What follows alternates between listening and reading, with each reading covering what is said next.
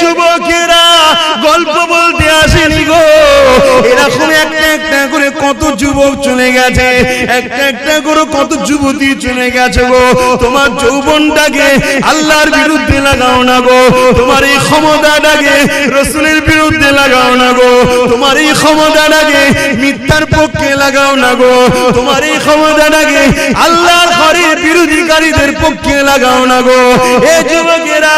রূপ যৌবন আল্লাহ দিয়েছে, বুড়িরা রূপ যৌবন আল্লাহ দিয়েছে, এটা আল্লাহর রাস্তায় লাগাও, আল্লাহর রাস্তায় খরচ করো, কারণ এই যৌবন বেশি দিন নয়, আবার তুমি বার্ধক্য হয়ে যাবে। এই বয়সে যে বেশি বেশি করে ইবাদত করো, আল্লাহকে সিজদা দাও, রোজা রেখে রেখে জিন্দেগি কাটা, কোরআন তেলাওয়াত করে করে যদি কাটা, রাসূলের মাহফিলে গিয়ে গিয়ে যদি কাটা, হালাল ইনকাম করে করে যদি কাটা, কারণ হালাল